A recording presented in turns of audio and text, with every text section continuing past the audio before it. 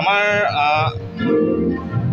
সেইদিনা শেষৰ দিনা প্ৰতিযোগিতাত আমাৰ মাজত উপস্থিত থাকিব অসমৰ স্বনামধন্য শিল্পী গীতিকাৰ সংগীতজ্ঞ দিগন্ত ভাৰতী ছাৰ আৰু তেখেতলোকৰ উপস্থিত থাকিব ভদ্ৰকান্ত দাস আৰু আমাৰ মাজত উপস্থিত থাকিব জানমণি খ্যাতৰ শ্যামন্তিকা শৰ্মা বাইদেউ আৰু আমি সেই শেষৰ দিনা অনুষ্ঠানটিত আমাৰ মাজত উপস্থিত নিমন্ত্ৰণ জনাইছোঁ আমাৰ তিনিচুকীয়া জিলাৰ যিবোৰ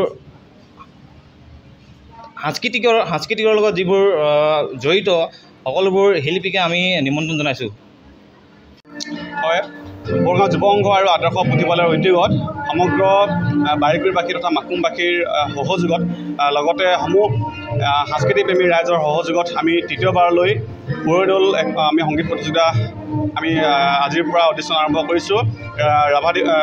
কলাগুৰু বিষ্ণুপ্ৰসাদ ৰাভাদেৱৰ মৃত্যুতিথি আৰু লগতে ৰাভা দিৱসৰ লগত সংগতি ৰাখি আমি এই বৰদৌলখনি তৃতীয় বৰ্ষৰ বাবে আমি আজিৰ পৰা আৰম্ভ কৰিছোঁ।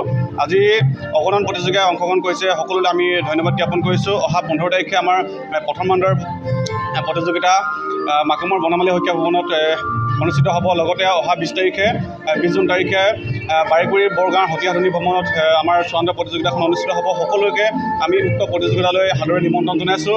লগতে আমি অসমৰ বহুগৰাকী প্ৰতিষ্ঠিত কণ্ঠশিল্পী আমি স্বনামধন্য আমাৰ সংগীতজ্ঞ আমি নিমন্ত্ৰণ জনাইছোঁ। গুৱাহাটীৰ পৰা আমি নিমন্ত্ৰণ জনাইছোঁ শ্ৰদ্ধাৰ দিগন্ত ভাৰতী ছাৰ, লগতে আমাৰ সকলোৰে চিনাকি জনপ্ৰিয় অভিনেত্ৰী শ্যামন্তিকা শৰ্মা বাইদেউ, তেখেতে হাত ধৰিবৰ বাবে আমাৰ অনুষ্ঠানলৈ আহিব। গতিকে আমি সকলোকে উক্ত অনুষ্ঠানলৈ সাদৰে নিমন্ত্ৰণ জনাইছোঁ। হয়, আমি বৰদৌল অনুষ্ঠানটিয়ে প্ৰতিযোগিতাসমূহৰ প্ৰথম প্ৰাইজ আমি সববোৰ মিলাই কিনে আমি 74,000 থৈছোঁ।